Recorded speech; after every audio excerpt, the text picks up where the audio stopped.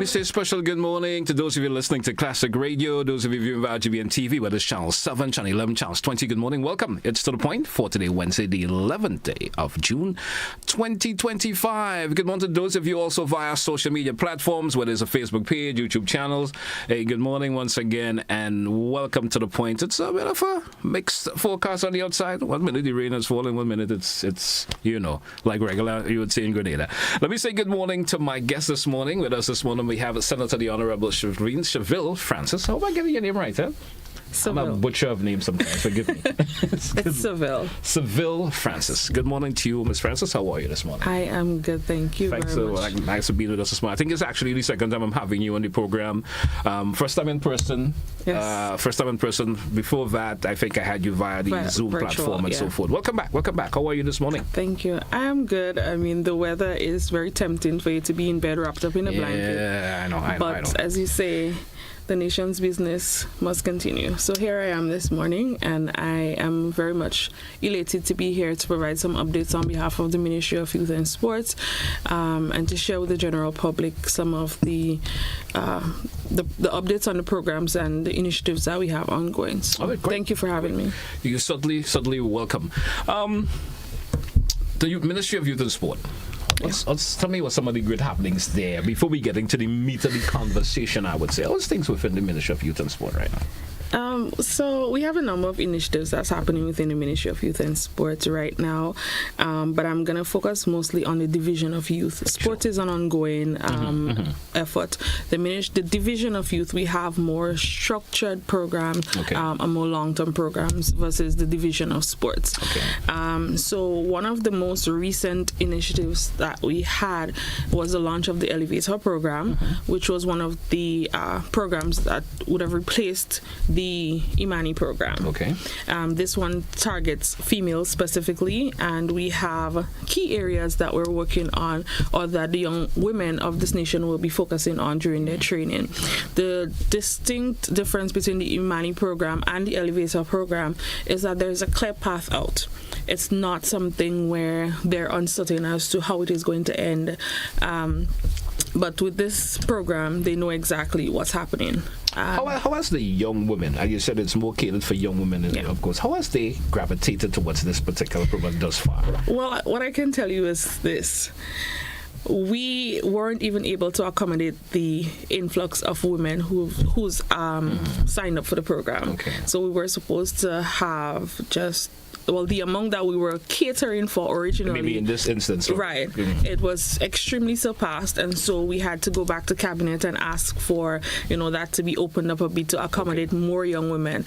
Currently, we have about just right below the 200 border in that program. And they'll be focusing on agriculture and specifically smart farming, livestock and poultry production, crop production. In the hospitality area, they'll be focusing on commercial food preparation, to become sous chefs, bartending, and housekeeping, for that matter. We have allied health care professionals that we're grooming them to be that, and we know the situation with our healthcare system, and we know we have a shortage of nurses and health professionals, and so we're ensuring that whatever programs we have, it's sufficient to fill the gap, the production gap that we have in our country right now. So which one of the programs you would say seems to be getting that dominance from the young ladies thus far? Which one of the programs you seem to be getting that dominance? If you do have that figure before you, or just a clear match, hey, the agriculture part seems to be dominating the food preparation or so forth. Which one seems to be gravitating to young people more, especially the young ladies? I think it's I would say the agriculture, and it's surprising to me. It's surprising because I think because we're focusing on smart agriculture and smart, that's smart agriculture practices, right? So it's a shift in what they're accustomed to. There'll be in livestock and poultry production and all these things. And from that, there's the entrepreneurial aspect of it. Okay. So it's not just a training where they're learning, but in the end, they can become entrepreneurs and start their own poultry business and all these different things. No longer, we may still do importing, but that's also one of the ways that we're trying to bridge that food import bill. Great. That is so massive right now. So we have we've been structuring all the programs we have to curb some of the challenges that we have in our society. Okay. Yeah. There's always that option of challenges with program of that nature. Yeah. Have you been encountering any of those challenges thus far? Well, one of the challenges that we're not able to accommodate as much young women as we would like to. That's one of the challenges. Additionally, some of the areas, it's a bit saturated. Okay. So we have young women who, let's say, for example, may prefer hospitality, but because we can only accommodate a certain amount within that field, then they may have to choose their second option. One of the challenges that we have, and that's one of the beautiful things about the program as well. We're building the capacity of these young women, not just the skills aspect of it. So some of them never had or owned a bank account. Okay. So that's one of the ways that we're empowering them. So right now they have to go open bank account, and it's a part of building themselves. So that is a challenge, getting them to, in a timely manner, get the necessary things that they need in order to facilitate their stipend and all these different things. Great. Yeah. So we just look and after terms of getting them empowered. Yes. That's holistically getting them empowered, getting them to start thinking in a direction of building themselves and their capacity in a way of making their future better for them. And I'll tell you this. So they're now started their actual skills training, but before the skills training aspect came on, we had pre-orientation training with them that focus on business development, budgeting, customer service, savings and accessing credits, self-management, self-awareness, personality and character traits, the role of women in society and in their family, maintaining their self-worth. So we did a number of training with them in this aspect to develop them, that softer side of them as they go into the hardcore skills. So you're correct when you say it's about holistic development of these young women. All right. I should have actually already know why was it so focused? Why was the program totally focused on the young woman part of it this time around? So we have the Empower program, which targets men, and it's similar.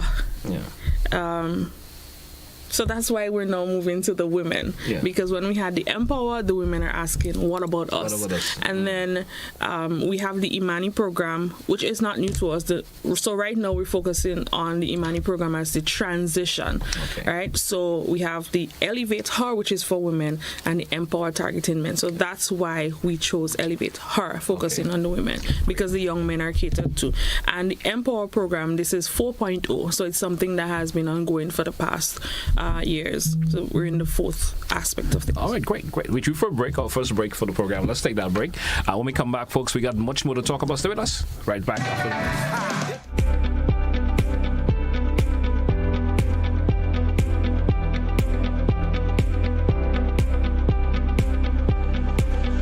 The Mass officially starts now as Spice Mass Cooperation together with Aura Caribbean is turning up the thing all the way up with Carnival City Fusion Thursdays. It all kicks off on Thursday, May 29th and continues every Thursday into June. We're bringing the vibes to the Port Louis lawn. Gates open 7 p.m. Action starts 8 p.m. Get ready for live performances from your favorite soca, groovy and calypso artists, plus the sweet sounds of steel band, live bands, and all the mass elements you love. Veko, Jab Jab, Short Knee, Moko Jumbi, Apache, and more. It's more than a line. It's a whole carnival experience. So grab your crew, bring the energy, and come let's celebrate where culture meets pure excitement. Carnival City Fusion Thursdays, Port Louis Lawn, beginning May 29th and continues every Thursday into June. Come, let's play a mass, cause the thing starts.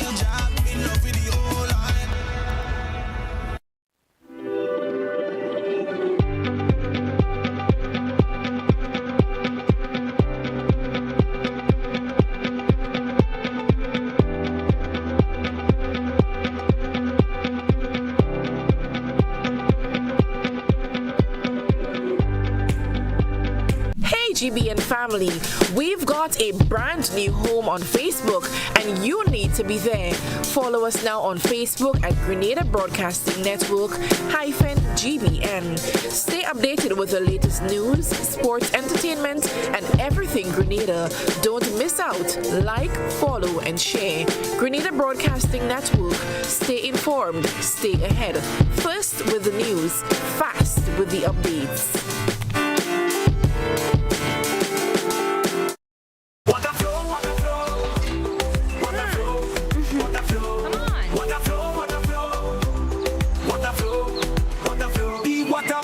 Like a freestyle, the life blood flowing mile by mile. It's legacy, a beat that don't stop like Bob Marley said. One love on top, the sewage water out of sight, but it's always wrong, don't lose the light.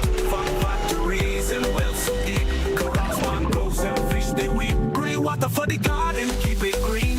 Save the cash and the earth gets clean. We used to water with a mindful mind. It's out of sight but never far behind.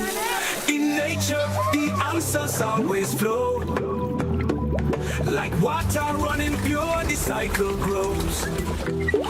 It renews itself, same drop, same beat. It's all good, man, you got the heat. Water flow. No clean water, no vibes we grow. Protect our water, protect our future. Time to go.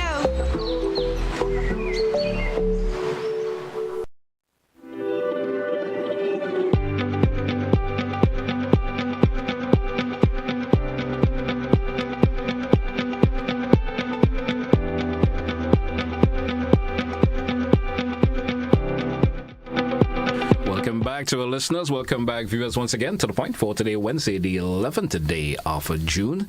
And with me this morning in this segment of the program, we do have another guest joining us in another segment of the program. We shall be able to introduce them shortly. We have Senator Seville Francis with us this morning, and we talking a whole lot about youth, Senator, this morning. Youth development, that you mentioned in our first segment of the conversation, is something that the ministry is paramount and is so hard taken about. You want to make sure that young people is elevated to a level, and I always be interested in young people being elevated to a level that they, to their full potential. Yeah. There are always numerous programs coming up. You spoke about a couple that is already in progress. Now, summertime is coming up. Pretty soon, school will take that vacation, and young people are looking for things, and we don't want to leave them on, I like to say, unentertained. Yes. We know what they say about idle hands, right? Leave them unentertained. So, tell us about some of these programs that they of course, the ministry should be implementing coming up for, as we would say, summer programs in a simple term. Well, as you mentioned, during that time, we've noticed that parents have a difficulty in, finding productive things for our young people to do. And even though at the Ministry of Youth and Sports, we focus on, most of our programs and initiatives focus on ages 16 to 35, or in some instances, 18 to 35. Okay. We've noticed that if we're able to build our younger population before they get to the age that the Division of Youth works with, then it makes it easier when they become of age that falls within the Division of Youth and Sports. And so we've recognized that there's a gap, and oftentimes parents do not have the means to enroll them in some of the summer programs out there. So we have, last year it was called Camp Flame. Yes, I remember that. But now we've changed it to the National Summer Program. National Summer Program. Right? So it starts, we're taking in persons as early as age 6 to 16. I was just about to ask you the age range that is. Because you imagine if we have, let's say, the 15 and the 14 years old students coming to the program and they have younger siblings, what becomes of them? It comes back to the same challenge that the parents would be having, to leave their children in safe hands where they can be productive. So from ages 6 to 16, or once that child is able to, maneuver the camp, not unsupervised, but without needing to be babied, so to speak. So we know obviously we can't do the 3-year-olds and the 4-year-olds, but as early as age 6 to 16. So they're going to be focusing, it's a partnership, by the way, with the National Sports Council and the NLA. So we're not doing it alone. And we're focusing on areas like candle making, food processing and preservatives, smoking and canning, bag making using straws, tea bags, sewing with recycled products, plumbing, soap making, joinery, hairdressing, manicure, pedicure, fashion design, music production, steel pan, martial arts, calypso and creative writing, pastry and bread making, all of these things. So it's a wide cadre of programs or areas or disciplines that they can focus on. And the National Sports Council, they're focusing on the sporting aspect of things. So chess, the traditional cricket, football, netball, whatever it is, but they've extended beyond. So the chess, the untraditional things. So we're introducing that to them in a holistic way. Even swimming would be incorporated into the National Summer Program. So we're looking at over 2,000 young people being enrolled in that, and every parish they focus on different things. So we know, let's say for example, in St. John, for example, they have a lot of fish. So one of the things that parish might be focusing on would be the smoking and preservative of fish, and things that is native to them, but at the same time, never thought about getting into that kind of so what we're trying to do here with the program is, for those who go into, let's say, for example, the bread making and the pastry making and the hairdressing, things that can spark entrepreneurial interest. We want to get these young people excited to go home and say, Mommy, I want to be a hairdresser. Mommy, I want to be a baker, for example, whatever it is. So there's 2 days out of the camp setting where they're going to be focusing on entrepreneurship. So we're going to have entrepreneurs coming in and teaching them, talking to them, having sessions with them. So that's for those who would be engaging in anything that they can make money off. So I can tell you right now on my desk, in fact, I have a couple of body butters from the program last year that the young people made. And you would really think, when you see the labeling, it's labeled, it's packaged properly, packaging, labeling, all of those things will be part of the summer program. So we're teaching them holistically. It's not just about the traditional arts and craft and those kinds of things. We're opening their minds from early to be so self-sufficient and sustainable in the end. And I'm assuming from last year's program, lots have triggered the mind to open this more in terms of what we see that some of the young folks may have developed, and even today you may see that individual who was part of the program last year may have become an entrepreneur themselves. Have you seen that going on this far? Well, I can tell you there are some young people from last year's program who they have continued with what they're doing, and they're eagerly excited for this year. And I know this year we're going to be having a lot more, because they would have gone back to school and told their friends that they were enrolled in this, and some of them have been doing it at home, using recycled products and all of that. So now it had opened their mind that, listen, I can use this that people would just overlook, and I can turn it into a product. And I think they enjoyed when they see the possibility of what that can do for them, and seeing their product being labeled and all of that. It's a good feeling, I can tell you that much. How soon can youngsters start getting themselves enrolled in the summer program? When does the enrollment actually start? So enrollment has already begun, because the summer is literally in June. Right. Folks and but they're getting ready to transition out of the exam phase and into the summer holidays. So we've already started the enrollment process.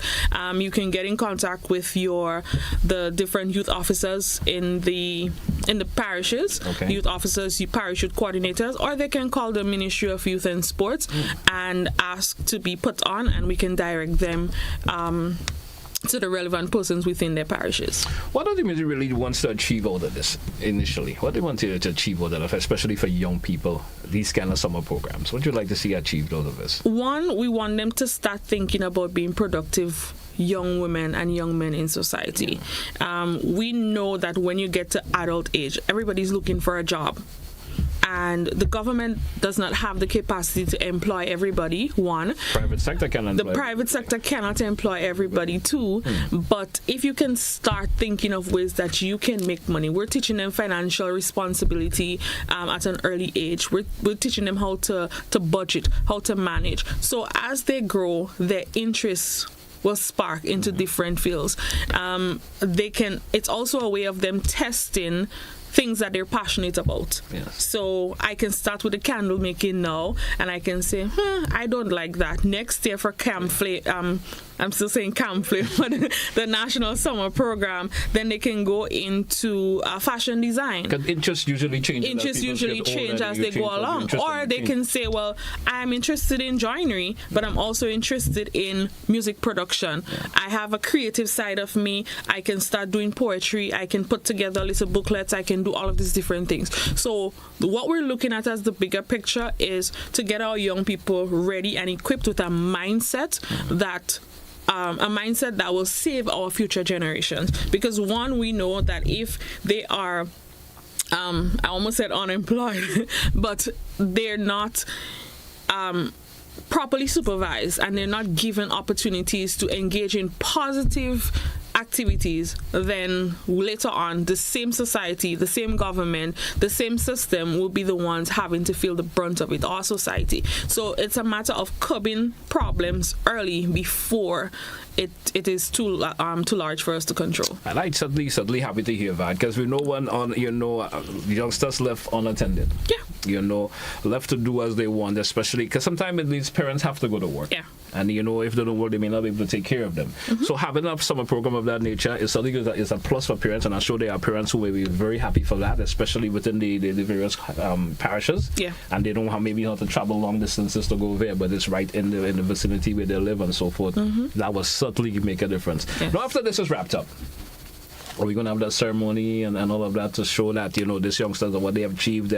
Maybe some kind of festival, maybe not as big as a festival, but something to show what the youngsters has produced and so forth, and show the recognition from those who may have excelled in it. Yes, so that's one of the things that will definitely be a part of the program at the end. They'll all be able to come together and not just showcase what they've done, but they'll be able to interact with persons, other young people like themselves from other parishes, and they can see what other parishes would have done, and that in itself can spark interest. So let's say I'm in St. Patrick and I've registered for candle making, and when I get to the exhibition day, I saw someone from St. John who would have done smoking and preservative. I can be like, well, we do have fish market in St. Patrick, so that's something that I can think about as well. Think about building corporations there, right? Right. Mm-hmm. So that's also some of the things that, we're really looking towards the end, for the summer program. All right, great. Yeah.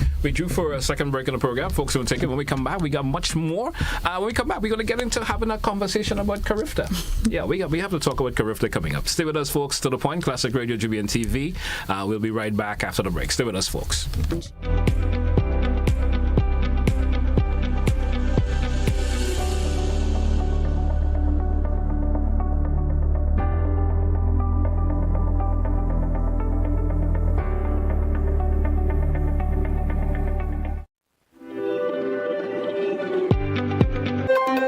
Got something to share? Call us at 440-1252.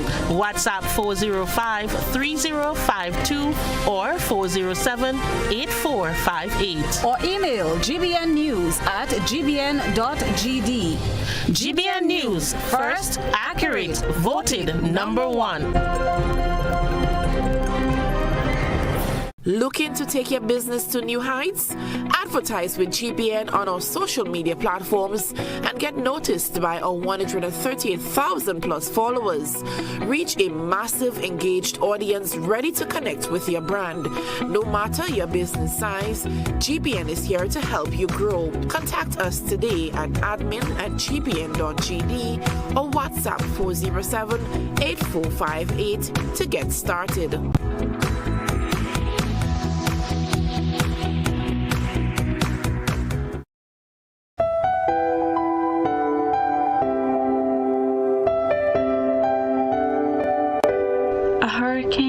Is more than just a storm.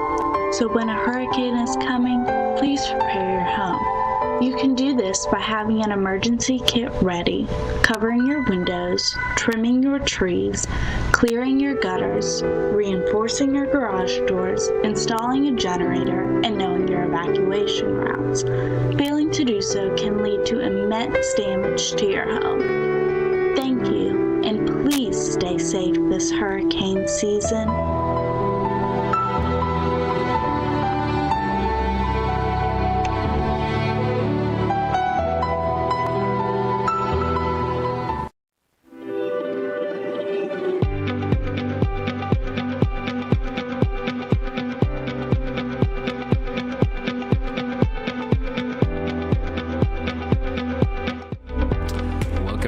Welcome back, listeners. Welcome back, viewers, once again to The Point, Classic Radio, GBN TV. Welcome back, Senator the Honorable Seville Francis with us this morning. She's the Parliamentary Secretary for the Ministry of Youth and Sports.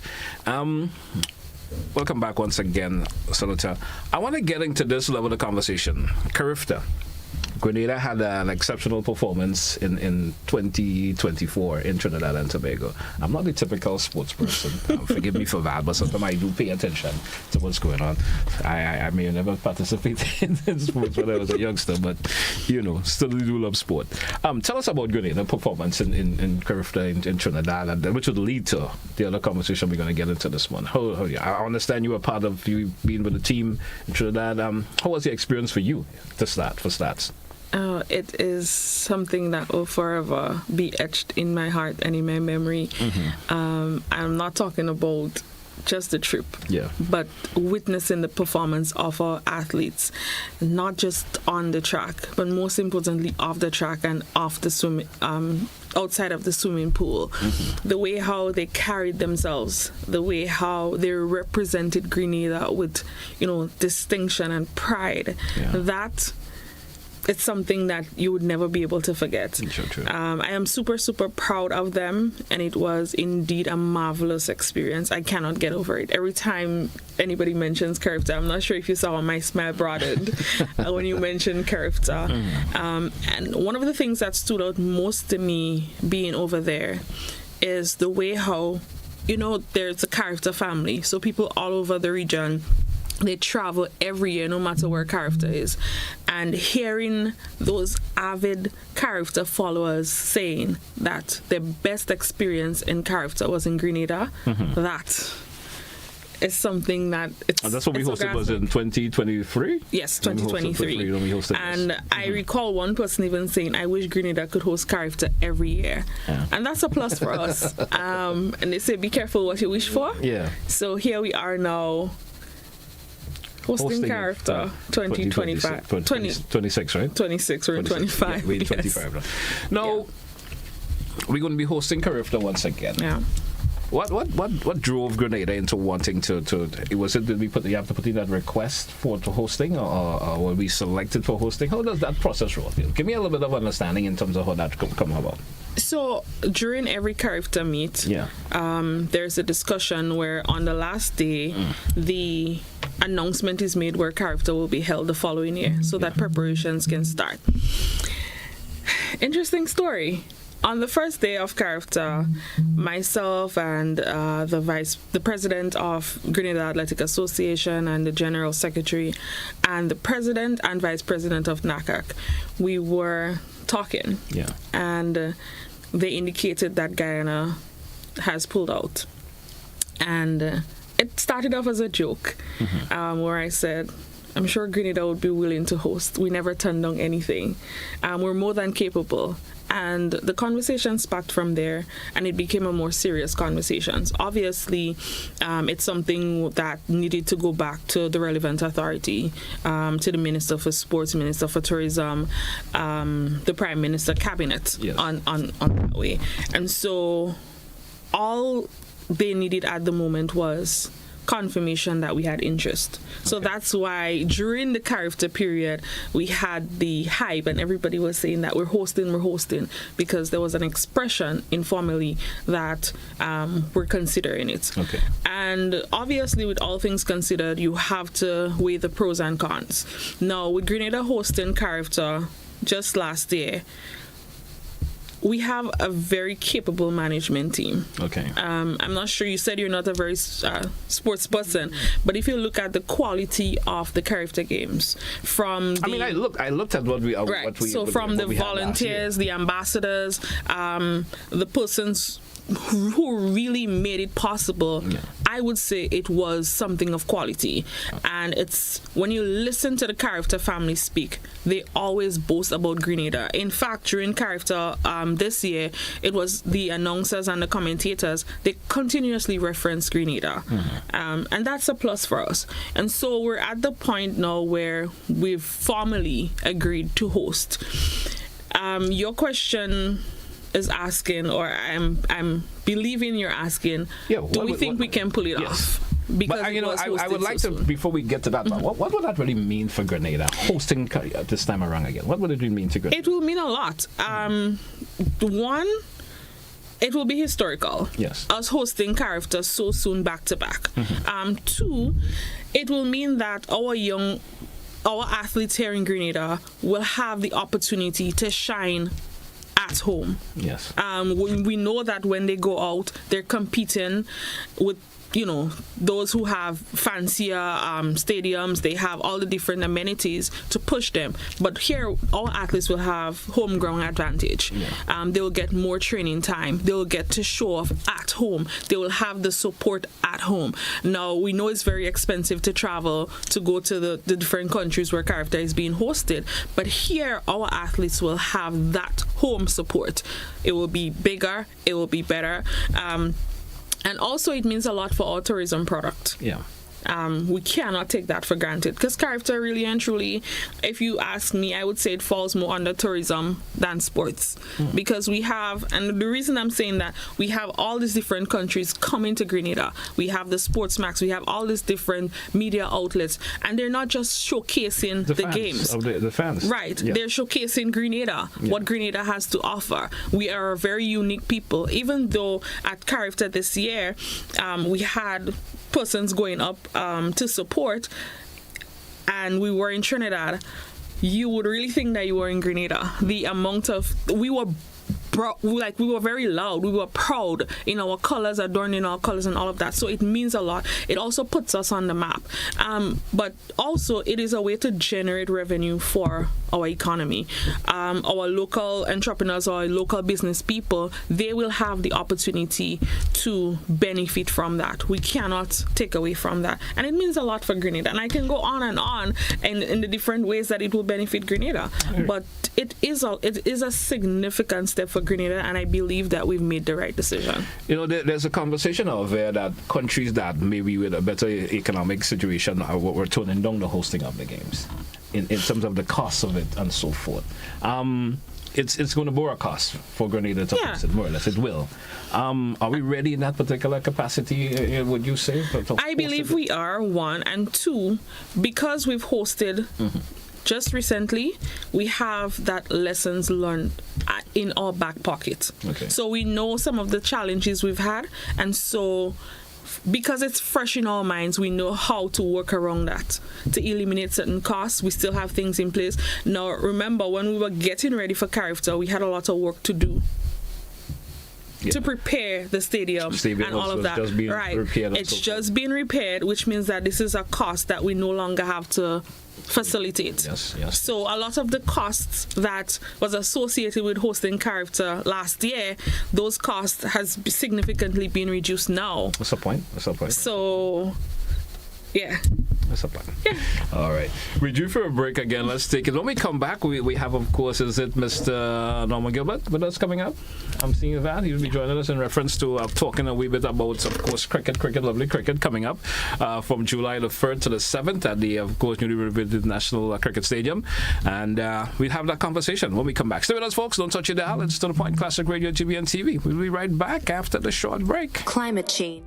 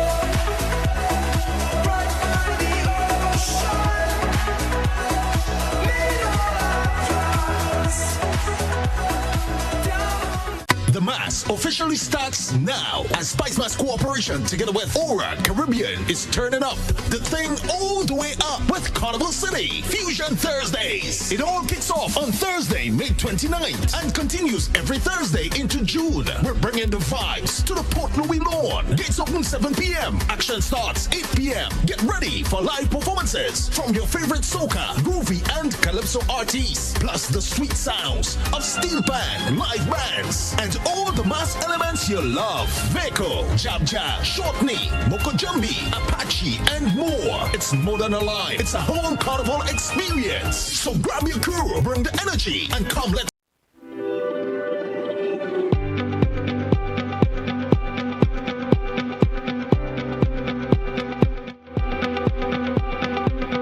Welcome back, listeners. Welcome back, viewers. Of course, to the point here on Classic Radio GBN TV. I'm certainly awaiting my guests to pop in so that we can have that chit-chat in relation to, of course, coming up for you, on July the 3rd and 7th at the newly renovated National Cricket Stadium. That's going to be exciting for Grenada. Yes. It's certainly going to be exciting. I'm awaiting for, of course, Mr. Jeremiah, of course, Mr. Dominic Jeremiah, and, of course, to pop up via the Zoom platform as soon as they're ready for me. I hope they are listening and know that we are ready for them so that we can have that information shared with us this morning. I'm seeing Mr. Jeremiah is tapping in on me there already. Let me say good morning to Mr. Jeremiah. Mr. Jeremiah, good morning, sir. How are you? Good morning, JT. Good morning. Thank you for having us this morning. All right. Certainly happy to have you both with us this morning here on the program. So we're getting ready. Grenada will certainly be hosting, that second test match between West Indies and Australia coming up on July the 3rd and 7th at the newly renovated cricket stadium. Share some insight with our listeners and viewers for me this morning in relation to cricket, lovely cricket that as they usually would say. Right. So first of all, you have with us, with the listening audience this morning, Mr. Gilbert and myself. I am the chairman of the National Organizing Committee, and Mr. Gilbert is the chairman of the Local Organizing Committee. Now, there is just a little distinction here because I think one of the ways we can understand our function, we are the overarching body that ensures that everything is in place for the test match that is coming up. Mr. Gilbert is the operational man, so chairing the Local Organizing Committee. As you know, he is the chairman, the current president of the Grenada Cricket Association, and so we work in tandem to ensure that we are ready for the second test, and it's not the second and not the third and the seventh, but the third to the seventh, because it's a test match. It's the longer version of the game. And we have been doing a lot behind the scenes. We're going to share some things with you today. What I want to emphasize here is the need for our listening public. As you know, last week we had our media launch that went very well. And you will see an uptick in the days ahead with more media information coming out, encouraging all our patrons, our listening public, to patronize the cricket, come to the cricket match on the 3rd to the 7th. There is a lot in store. Mr. Gilbert will speak to ticketing and some of the opportunities that our young people, particularly those under 16, will benefit from. All right. And we want to encourage everybody to come out. As you correctly said in your introduction, is our newly refurbished stadium. A lot of work has gone into refurbishing the stadium. I was on the ground there yesterday, and the work is almost finished. It's a beautifully refurbished stadium, and we really want to encourage all our nationals to come out and to support lovely cricket. And the tagline for the media launch and this tour is Mr. Gilbert will share that with you. All right. Mr. Gilbert, good morning, sir, and welcome to the program this morning. How are you doing this morning, sir? It's fuller energy. So we hope that the entire event will encapsulate that tagline, fuller energy, because we'll be hearing that in all the media briefs that we get. Okay, great. So I turn over to Mr. Norman Gilbert. Mr. Gilbert, good morning. How are you doing this morning, sir? Yeah, good morning. I'm not doing bad at all. All right. Good morning, Mr. Jeremiah. Good morning to the listening public. Good morning to the listeners, viewers of GBN. As Mr. Jeremiah would have indicated earlier, we are getting set for hosting the second test match from July 3rd to the 7th. And as he spoke, he highlighted the functioning of the National Organizing Committee as well as the local organizing committee. And I think I just want to say that from our local organizing committee perspective, we have been doing all we can to ensure that the operational aspects of the game is catered for. Essentially, we're looking at the pitch and field. And I will start there. As you know, as Mr. Jeremiah would have suggested, we have a newly refurbished facility, but also we expect that there's a lot of work that was done and continues to be done on the pitch and field as we prepare for this encounter. Of course, being out of commission for just about 18 months, we would have last hosted cricket in 2023. And as you may recall, the series West Indies versus England was a dead flat series with two previous drawn test matches, one in Antigua and one in Barbados. And it was only until we got to Grenada that there was a result here within 3.5 days at the National Stadium. So we know that the wicket can prepare for an exciting encounter where we expect a result to be had from this game. And so all have been done to start and commence preparation for the wicket. And if you actually come into the stadium, you'll be surprised that the outfield is looking very lush at the moment. Some work still to be done, yes, in the final weeks as we move into the game. But we would have had the support of the West Indies head creator, who has been providing support to the technical and local team, the local creators. Mr. Crafton has been giving his support and his advice and has provided guidance in terms of the work plan to ensure that the outfield is in top-notch condition for 5 days of cricket, and that we are very confident that we are going to be able to produce a very lush green outfield and a pitch that would actually produce a result within the 5 days. Of course, we don't want a drawn test match. We want to see cricket played at its best. So, but if I'm to tap in on you just a wee bit, I'm assuming, of course, the local organizers, of course, the West Indies Cricket Board and so forth, individuals will come to inspect the field, the stadium and so forth. How pleased are they with the newly renovated stadium? How pleased are they with the facility in general? Right, so let me say to you that we have had visits both from the Australian Cricket Board as well as the West Indies Cricket Board. We have had 2 visits from CWI and we have had 1 from the Australian Cricket Board. I can say I'm very happy that they have given us good reviews so far regarding where we are in terms of preparation. Primarily, the inspection would have focused on pitch and field as well as the players and match officials area to ensure that there's a level of comfort for players in terms of the dressing room, the requirements, the standard requirements for the dressing room, which would include things like having a cold shower, having the cupboards and hanging facilities that can accommodate the players, and to ensure that the match officials also have a comfortable space, the technical stuff required, the live feed from the television, etc., for match operation, which includes ensuring that there is access to the review system from the third umpires to the on-field umpires, that scorers have access to the technology that is required for ensuring a smooth transition and scoring of the game. So far, I believe that they are all expressed satisfaction with the level of work that has been done and the level of readiness. Of course, there are some minor polishing to be done in the players and match officials area.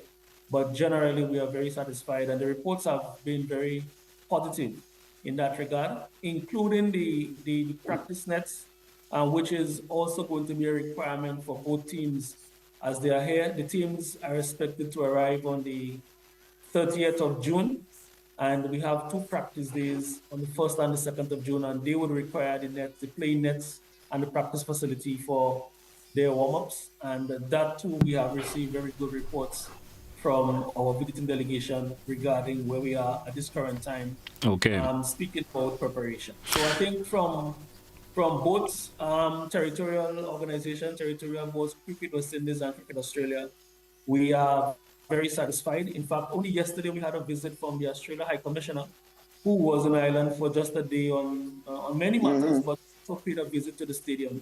Yes. And also had a chance to tour the facility as well, and also express very, very good sentiments regarding preparation and satisfaction with the playing facility. The inspection also covered the hotel accommodation, and I can say that both teams are going to be adequately accommodated, and both territorial boards have also expressed satisfaction with the hotel, the accommodation, meals, and the security arrangements for the teams. As you know, it's an international game, and therefore there are some international standards that has to be required for security, and that too has passed the test. So really and truly, we are ready for implementation and actual commencement of the game on July the 3rd. All right. Now, from the local organizing point of view, now, how ready are you as a local developer, of course, organizers, how ready for, of course, having that and hosting and getting the whole process rolling? What are some of the we have to look forward to as regular Grenadians in terms of the overall gearing up towards the actual dates when the games are going to be taking place? Yeah, well, I would speak to the local, I would speak to the ticketing aspect and so on. Mr. Jeremiah can probably speak about the broader context, because the National Organizing Committee has a responsibility for the national overlook of the game, not the preparation. From our local organizing committee, I believe that we are ready. The ticket office at the National Stadium would be open from the 27th of June to support local patrons who would like to purchase tickets. Of course, there is still an available platform online through CWI's website for persons who are interested in purchasing the tickets online, but the local ticket office will be open from June 27th. That office will be open from 9 in the morning to 5 in the afternoon on the days leading up to the test match, which is July the 3rd. And on the match days from July 3rd to the 7th, the ticket office will be open from 7:30 in the morning and will close at 3:30 in the afternoon for sales of tickets. I also want to indicate as well to the general public that we have a promotion where persons 16 and under will be allowed to enter the facility free. There is no charge for persons 16 and under. And we are encouraging young people to come out to support the game as much as possible, because of course there is no entry fee required for persons who are age 16 and under. For everybody else who wish to come to the stadium, I can say that the ticket is reasonably priced. It's only $5, and that is approximately 15 EC per day for either the Junior Murray Rollo stand or the members pavilion. And so I believe it is more than reasonable. Previous matches, especially one-day internationals, T20s, would have cost much more than that. So I believe it is reasonably priced for the public. And of course, if you wish to purchase a season ticket, which should be for all the 5 days, you can pay 15 US or 45 EC thereabout for a season ticket. So I think that is very reasonable. And we want to encourage persons to come out and to support the game of cricket, to bring out the family, because there's going to be some family events, some family activities, that would happen during the course of the days. We expect that there are going to be activities for the kids. There are going to be some engagement with our local ambassadors, the people like the Junior Murray, the Arthur Fletcher, once available. The Junior Murray Academy will also be involved in some of the activities at the stadium. And there's also going to be a chance to have the local cuisine, to have local arts and craft and so on that will be available with the support of the Grenada Tourism Authority and our local partners. So I think that is going to be a family event. The game starts on Thursday, Friday, Saturday, going into the weekend. And I expect the game to be quite nicely poised. And so we want to encourage persons to come out and to give their support as much as possible for the 5 days and to support Team West Indies as they, engage Team Australia. The last time that West Indies and Australia would have met in Australia, the very last game, you may know that that game was actually won by the West Indies in Australia after a very exciting sport of bowling that would have led a comeback. So I think that, we're in a good place. The test match begins in Barbados, test 1 and test 2 would be here. And I think from a local organizing perspective, we are ready. Mr. Jeremiah can speak more towards the security arrangement, the general plan in terms of the team's arrival and so on. All right. And I certainly will go over to Mr. Jeremiah. You could share that information with us. I'm assuming there will be a build-up towards the game in terms of other activities and so forth. If you could share that information with us also, I'm sure there are listeners and viewers would like to hear some of the pre-activities before the games, if there's going to be any that will lead to what before the games. But what I can share with you, as I hinted to earlier, is that the PR and marketing persons headed by the Grenada Tourism Authority, the Grenada Information Service, and others, we have been meeting with Cricket West Indies Marketing and PR Unit. We have a plan. The thrust of the PR that will be taking place in Grenada, as Mr. Gilbert indicated, will involve some of our local heroes. We have a caravan that will commence soon, that will go around the country, generating a hype as we prepare not only the young people, but our entire country to come out and support cricket. So you will hear more about that in the days ahead. As a matter of fact, the committee that I chair, we have been meeting regularly. We met yesterday, and we were able to detail our security plan, which is headed by the Royal Grenada Police Force. We have our Ministry of Health putting all the health detail in place, both for the event taking place at the stadium and also for our visiting and local and regional cricketers who will be here. And based on what we have been discussing at the level of the NOC, I'm pleased to report that we are making very good progress with that. The Ministry of Sports has been working with the Stadium Authority to ensure that all the logistics at the stadium are in place. Of course, we are working in concert with the local organizing committee. I was on the pitch yesterday, and I like what I see. As Mr. Gilbert hinted, the pitch is really looking good.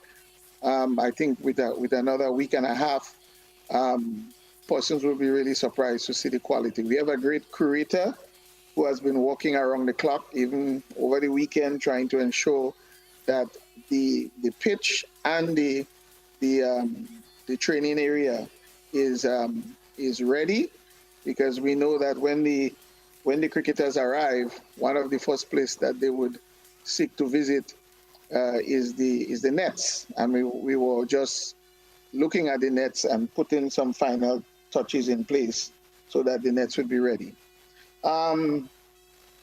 Again, the areas where the cricketers are going to be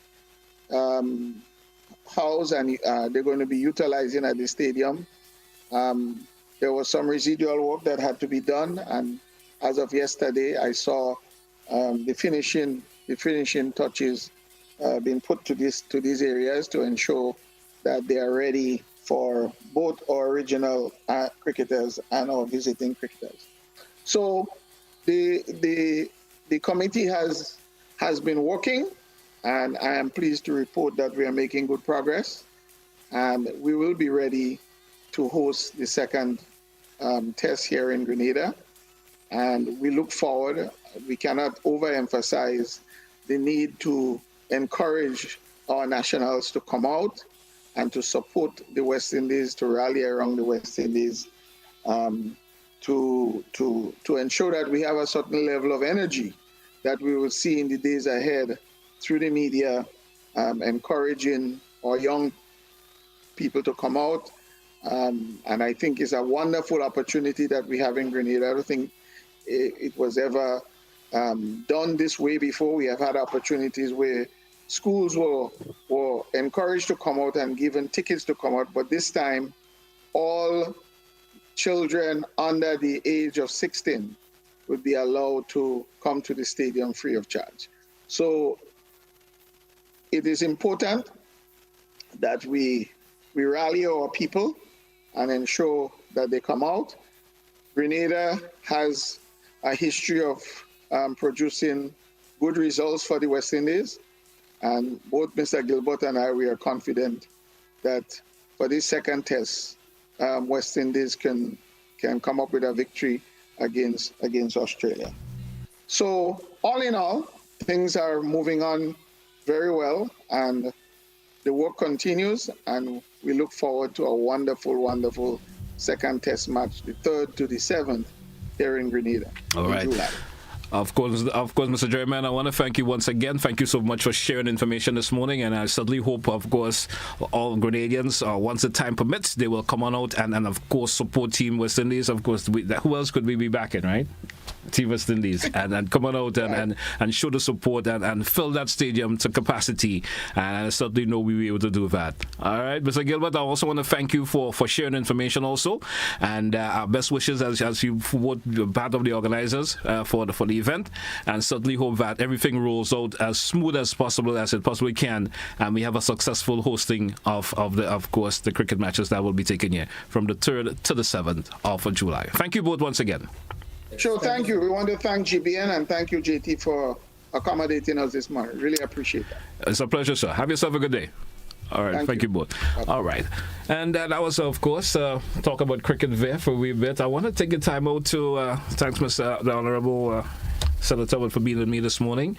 I want to thank you for sharing information, you, of course, in terms of the programs that are put up by the Ministry of Youth, and certainly hope that the summer programs and all the other programs you spoke about, certainly the success of it when time due. I want to thank you once again. Anything in closing before we take a wrap this morning? Thank you so much. I just I realized that someone asked a question. They wanted to know what is the duration of the summer program. Okay. So it starts about 9 in the morning and goes all the way up to about 3 o'clock, because we know, one, that's within school time, and two, most parents are at work during that time. Okay. Additionally, I just want to say that even though right now it may not seem like, or right now, a lot of people think that the Ministry of Youth or the Division of Youth is supposed to be providing these opportunities for our young people. I just want to remind our young people that the Ministry of Youth is here to facilitate and to ensure that the other ministries are putting you and keeping you in mind when they're developing programs and policies. Okay. So you may not find all the opportunities for young people inside or within the Ministry of Youth and Sports, but you can find it in other ministries. So, for example, we have the Youth in Agriculture program, which does not fall under the Ministry of Youth, but it falls under the Ministry of Agriculture. Okay.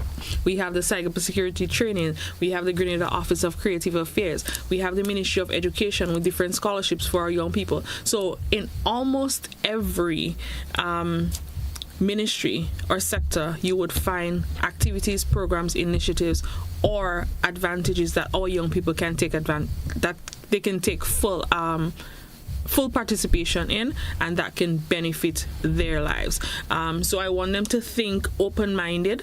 We have a lot of concession available for our young people who are interested in creative affairs. Yes. We also have the programs in TAMCC right now, where creatives can go and study to become proper creatives, and because we realize that we're, into that digital era. So we have so many other things happening for young people, but I don't want you to look within the Ministry of Youth and Sports. Also, quickly before I go, we have the Youth Caravan that has been ongoing. Yes. We've started in St. Andrew. We moved to St. Patrick last month, and this month we are heading to St. John. I don't think I have the date correct in my head, so I don't want to say it, but I know it's the 20-something of this month. Of June. But it is definitely this month. I will verify, and you can stay connected to our social media pages at the Ministry of Youth and Sports. We have our social media pages, our Instagram, our Facebook, and we're currently developing a hub so that one click and you can get all the information and access to all the information that is available for you, the young people. So I just want to encourage you to stay positive, stay lifted, and remember that nobody cannot make you feel inferior without your consent. Keep your head held high and think about your future. All right. And certainly I hope the youngsters have certainly listened to those words of inspiration and make proper uses of it. Yes. All right. Once again, I want to thank you very much, Senator Francis, and certainly hope that all the programs that you mentioned, hope the youngsters grab onto those opportunities, because the future is there's a lot out there for them, and if they don't gravitate to the right things, it may not be the way they would want it to be. Yes. I want to thank you once again for taking the opportunity to come to the studios and being here this morning. It's a pleasure having you in person, and of course, hope we could do this again soon. I am here at your disposal. Whenever you're ready, I will be right back. If you call me back tomorrow, I will be here, because there is so many other things that I would love to share that is happening out there for our young people. Certainly we will be doing that as very, very soon. Thank you once again. Hey, Grenadiers, we're going to take a wrap for this edition of To The Point. I want to thank all listeners and viewers who participated with us this morning. We didn't have an open line segment this morning. Apology for that. Of course, we went over time a wee bit, but certainly it was fruitful information. Until then, have a good one, folks. That's what we say goodbye.